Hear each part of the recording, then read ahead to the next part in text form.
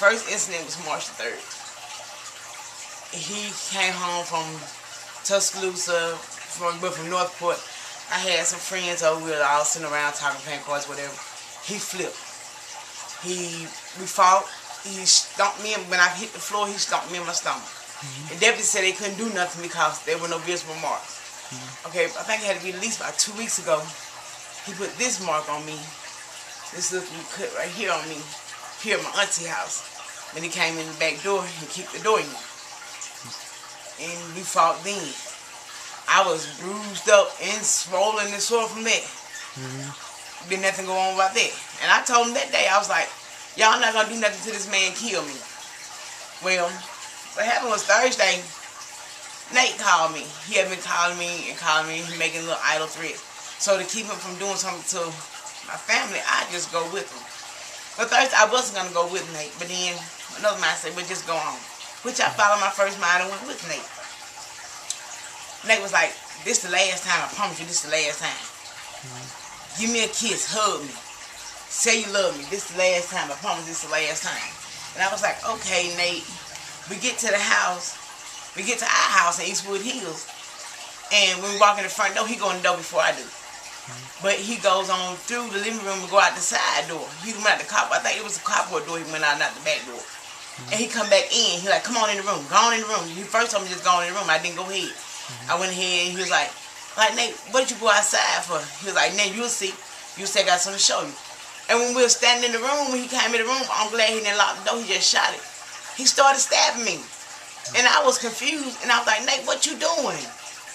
You know, he had this look in his eyes, and he just started stabbing me. He's like, I'm stabbing you. And I'm like, why? What are you doing this for? And that's when I started, after like 3-4 stabs, I realized he was really actually honestly stabbing me. And that's when I started screaming for his dad. I'm like, oh man, y'all come help me. Nate's stabbing me. He gonna kill me. Y'all gonna get Nate off of me. And I had to think quick. So me thinking quick is probably what saved my life.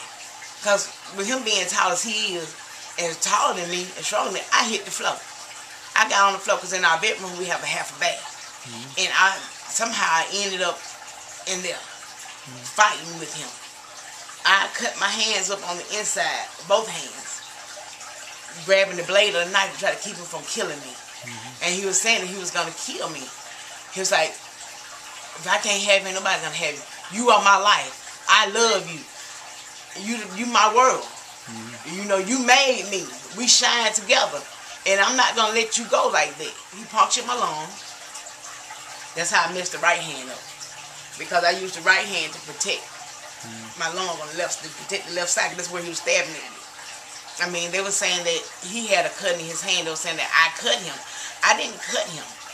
I'm thinking that came from when I was trying to get the blade, the knife from him grabbing the blade as well as I was grabbing the blade.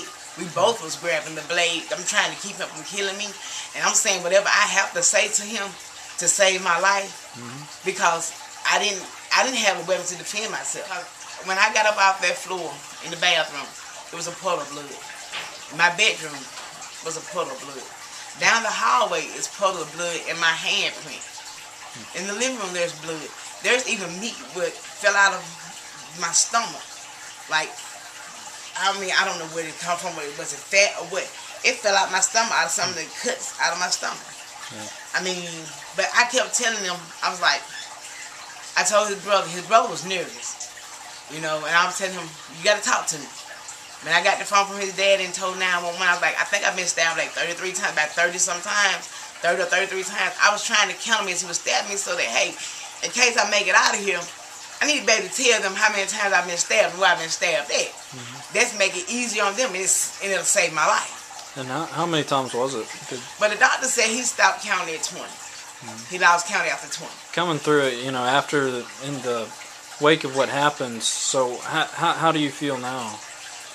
I mean, I feel like this is a chance for me to start a new chapter in my life. To start over. What I wasn't doing right at first, I need to do right now. I mean, God saved my life for a reason. You know, it wasn't me who saved my life. It was God that saved me, you know.